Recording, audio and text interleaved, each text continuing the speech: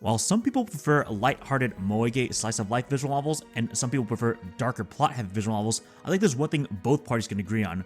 We always look for that one impactful emotional moment that really elevates a visual novel experience to greatness. In this video, I'm going to be talking about my personal top 10 favorite emotional scenes from visual novels. Just as a quick note, this video will contain spoilers. If there's a visual novel on this list you want to read, I'm going to briefly list which visual novels will be on this list and timestamps of when I'll start talking about them. I'll start talking about the list in 5, 4, 3, 2, 1. At number 10, I have the confession scene from Asuka's route in Aokana, 4 Rhythms Across the Blue. Whenever I think of favorite confession scenes in visual novels, this tends to be the first one I think about. It's just extremely wholesome. The build-up starting from the scene prior that covers Asuka helping comfort Masaya about his past to going on a date, ending in the sunset. Once the piano vocal version of Wings of Courage starts, that's when I knew the scene was going to be great. You can tell at this point both the characters really are in love with each other, and it surprisingly starts with Asuka being the one to actually be the one to confess to Masaya first. The fact that she admits that the words kind of just came out of her mouth meant it was just very natural, made the scene even better to me since it just showed that sometimes the mood can be the catalyst for a great confession. Honestly, the only thing bringing down this scene is that Masaya gets a little bit too obsessed with trying to fix the situation by having him apologize and try to be the one to confess first in Asuka's place. But honestly, outside of that, the scene was just really good in every way and a good template of what a good confession scene should be to feel more special. This is the next visual novel I'm going to be spoiling. If you don't want to be spoiled by this one, feel free to use one of the timestamps I have on screen to go to one you actually want to see. Otherwise, I'm going to be talking about the next visual novel in 3, 2, 1. At number 9, I have Nene's disappearance in her route in Sanoba or Sabbath of the Witch. Ubisoft visual novels tend to be known for mostly lighthearted slice of life with a little bit of plot. Little did I know that in Sanoba Witch is going to be a low-key Nakige story for Nene's route. I'm generally not into time travel stories, but the fact that they executed this aspect in a way that made it emotional, engaging, and most importantly, keep things up in the air if things would actually have a happy ending as what helped the scene be really good for me. The fact that Nene's parents' affection for each other, aka Nene's original goal, could not be changed was a rare case of actual ramifications for a heroine's short-sighted actions in a romance-heavy visual novel story. While we technically have 2 versions of the scene, one in the original Nene route and one in the next version, I slightly prefer the execution of the next version because I really like the song that plays just when Nene is disappearing, as well as seeing the direct ramifications I just talked about. Honestly, the only thing holding back this scene is Nene's ridiculously distracting fan service witch outfit, but that doesn't take too much from the emotion of this scene. It's kind of crazy that I consider the scene straight up better than actual Nakige visual novel scenes. This is the next visual novel I'm going to be spoiling. If you don't want to be spoiled by this one, feel free to use one of the timestamps I have on screen to go to one you actually want to see. Otherwise, I'm going to be talking about the next visual novel in 3, 2, 1. At number 8, I have the Morning Glory scene from Kotori's route from If My Heart Had Wings or Konosora. Literally, the only flaw I can think of for the scene is the fact that there's a Morning Glory scene in almost every route in If My Heart Had Wings, so the climax and build-up of each route is almost exactly the same. Thankfully, there are enough differences to help differentiate them, and I ultimately went with Kotori's route version for a few reasons. Since many people recommend this route to be read first, this is the first real great Morning Glory scene I got to see, so it'd give off the best first impression. Secondly, while it may not have as much plot significance as Amani's route, considering that Aoi and Kotori are pretty obviously the implied canon couple, it makes this more romance-heavy version of the Morning Glory scene more cathartic. Thirdly, the Morning Glory scene comes after an admittedly cheesy but fun scene where Aoi has to save Kotori from her dad attempting to take her away from the manor, and then the Morning Glory scene helps Kotori get the initiative to finally take a risk in curing her legs once and for all. This version of the Morning Glory hits all the emotional points from a romance and a character development standpoint, and these scenes alone are what help elevate If My Heart Had Wings to one of my all-time favorite visual novels. This is the next visual novel I'm going to be spoiling. If you don't want to be spoiled by this one, feel free to use one of the timestamps I have on screen to go to one you actually want to see. Otherwise, I'm going to be talking about the next visual novel in 3, 2, 1. At number 7, I have the climax of Chapter 1 of Bokuten, Why I Became an Angel. This was a tough one because there were several moments throughout the visual novel that are contenders for top 10 emotional moments in visual novels for me. Ultimately, I decided to go with the Chapter 1 climax because it really helps set up how the rest of the story would go. Unlike the rest of the common route, where the main protagonist gets the choice of choosing to help the couple or not, in Chapter 1, he's forced to help them by shooting an arrow through them no matter what. Thankfully, Chapter 1 had one of the simpler stories on the common route, but did not stop it from being a really engaging story. Quite the opposite, in fact. This is a really interesting case of potentially unrequited romance, as well as some drama about having a girl's crush leaving the city and her finally waking up the courage to directly confess. This isn't a mind-blowing or revolutionary story, but it's just executed very well. And the climax in particular, which has the main girl of this chapter crying and running down a hill and eventually confessing, is admittedly pretty cheesy, but the music, the presentation, and the fear that she might not actually get her happy ending is quite interesting. So the drama here still works very well despite the movie-style cheesiness of the scene. Thankfully, things do go well for her and once again set things up for some dramatic irony in future stories in this visual novel. This is the next visual novel I'm going to be spoiling. If you don't want to be spoiled by this one, feel free to use one of the timestamps I have on screen to go to one you actually want to see. Otherwise, I'm going to be talking about the next visual novel in 3, 2, 1. At number 6, I have Kyoko's talk with her dead childhood friend at the end of her common route chapter. Similar to Bokuten, there were several emotional moments in Amatsutsumi that were contenders in the running for my top 10 favorite emotional scene. I ultimately went with this scene because despite the supernatural aspect of the two characters talking, the emotional nature of it was definitely not supernatural.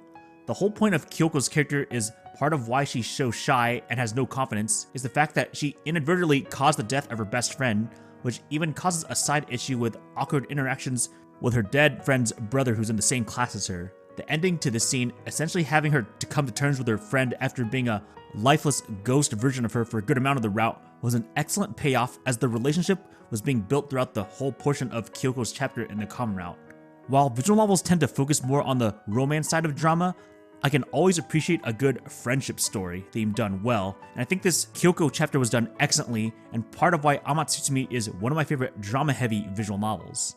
This is the next visual novel I'm going to be spoiling. If you don't want to be spoiled by this one, feel free to use one of the timestamps I have on screen to go to one you actually want to see. Otherwise, I'm going to be talking about the next visual novel in 3, 2, 1. At number 5, I have Wanko failing the tournament in her route in the original Majikoi. Unlike the last several moments mentioned in this video, this one is just straight up depressing, which may be surprising as you may expect Majikoi to be a pure lighthearted comedy visual novel. And to be fair, for the most part, it is lighthearted, but it just made Wanko's failing in her route that much more memorable. Throughout the common route and various other routes, there were hints that all the higher-ups in the dojo clearly thought she had no chance of being a master on par with Momoyo, including Momoyo herself thinking that. However, this route just hit you hard with that reality. The route does try to give you that hopium that through hard training and a very convenient tournament that it could kickstart Wanko up into the echelons of being a master. But unfortunately, due to a very close match with Chris in disguise, led to Wanko failing the tournament out of fatigue, despite the fact that she technically won over Chris. This moment got many fans to hate Chris, but more importantly, to feel bad for Wanko. I would describe the pain and frustration and sadness that Wanko felt at this moment, but I think I'll just let this scene play for a little bit to show how she felt.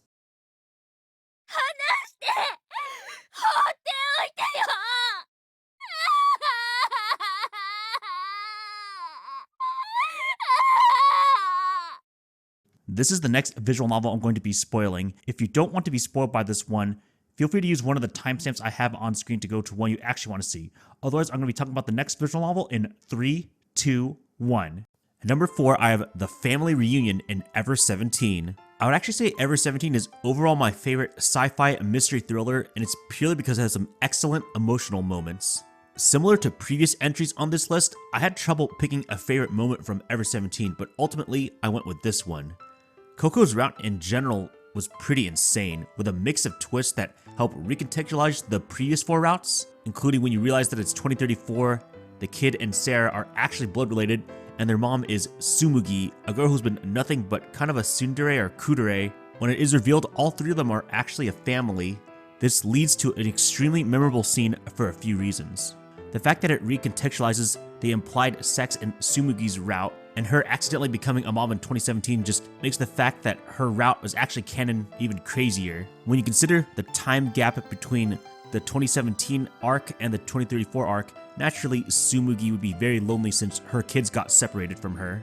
And then of course, the fact that every character is stuck in an underwater theme park and are naturally stressed out, especially Tsumugi, who's now done it twice in a row. Even if this family didn't make it out together, it was really nice knowing that they would all finally get to figure out who their family was and be reunited with them. A very touching moment. This is the next visual novel I'm going to be spoiling. If you don't want to be spoiled by this one, feel free to use one of the timestamps I have on screen to go to one you actually want to see. Otherwise, I'm going to be talking about the next visual novel in 3, 2, 1. At number 3, I have the father-daughter makeup scene from Clannad After Story. Having an emotional moments top list and not having any moment from Ki, especially Jun Maeda, would be pretty sacrilegious. Limiting this list to one key scene was exceptionally difficult, but I don't think many people will argue against this choice. I've always really liked the idea of family themes in visual novels and media in general, but for some reason they tend not to be done well all that often. Tomoya and Ushio making up is one of the most memorable scenes in Clannad and Ki for good reason. It starts after an already super emotional moment with Nagisa dying and then Tomoya almost following in his father's footsteps and abandoning his daughter for a good amount of her childhood due to grief. Having this moment in the flower field simultaneously helping Tomoya finally getting over the loss of his wife, finally connecting with his daughter, and the daughter finally being able to connect with her dad was just extremely great and really helped them move forward as a family, despite not having a mom figure in their life. Of course, the scene would later be retconned by Key Magic, which is unfortunately the only reason why this scene is at number 3, but in the moment, the scene was really, really good. This is the next visual novel I'm going to be spoiling. If you don't want to be spoiled by this one, feel free to use one of the timestamps I have on screen to go to one you actually want to see. Otherwise, I'm going to be talking about the next visual novel in 3, 2, 1. At number 2, I have Rei's therapy session from her route in NUKITASHI 2. In a visual novel that's almost a parody and plot-heavy comedy mix on what would normally be a Nukige setting, I'm constantly surprised how surprisingly really good the emotional moments are in the NUKITASHI series. However, there is no doubt in my mind that this moment between Rei and Hirami was easily the best moment in the series. Up to this point, Junosuke and Rei clearly want to get together, but Rei is naturally torn by the fact that she was essentially taking part of a system of torturing people who were not following the previous perverted sex law, as well as the fact that she's not a virgin, albeit not by choice, and even got experimented on in a dark H scene. Because of this, even if she wanted to get in a proper romantic relationship, she doesn't feel like she can because of all the bad things she has done, despite the chemistry that she and Junosuke had at that point. However, this is where the part where her best friend Hirami really comes in clutch, and easily has her best scene in the whole series, giving Rei one of the best emotional, touching, wholesome pep talks I've seen in fiction to date. It is relatively simple and not super long, but this conversation just really hits, and doesn't really feel like a cheap fix-up too. Hinami is clearly speaking from the heart, talking about how Rei was a constant help to her, even during the worst of times during the previous sex law, and how Hinami will always support Rei despite her constant guilt. All this dialogue on top of the fact that this emotional remix version of the NUKITASHI 2 opening playing just really drives the already emotional scene over the top for me. Honestly, the only reason this scene isn't number 1 is the fact that the scene is followed up by a really typical, goofy, comedic, over-the-top NUKITASHI style scene, which to be fair isn't bad on its own, but it does feel like a weird mood whiplash. However, this does not take away from the excellent emotional aspect of this scene and how Hinami and Rei have one of the most wholesome friendships in the whole series, and honestly, in any visual novel. This is the next visual novel I'm going to be spoiling. If you don't want to be spoiled by this one, feel free to use one of the timestamps I have on screen to go to one you actually want to see.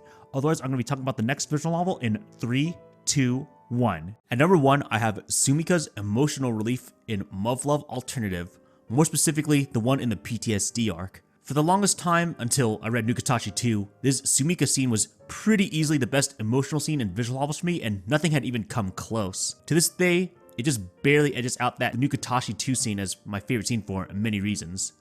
For those who have read the Muv-Luv trilogy, the PTSD arc needs no introduction.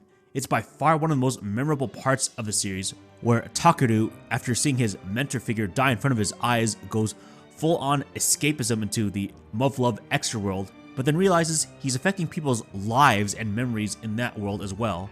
The whole scene where Sumika comforts him despite the fact that Takeru is trying his best to avoid her to not affect her really hits. But unfortunately, she succumbs to it eventually. After that, he realizes that Sumika was trying her best to desperately try to make sure she did not lose her memory of Takeru, which was one of the most simultaneously depressing and wholesome, heartwarming moments I've seen in visual novels. The PTSD arc in general was already quite memorable as is, and the fact that it almost ends with a rather depressing memory loss just really helped make this the most memorable part of Muv-Luv Alternative, and a huge part of why I think Sumika is not only easily the best Muv-Luv girl, but also one of the best childhood friend characters in visual novels.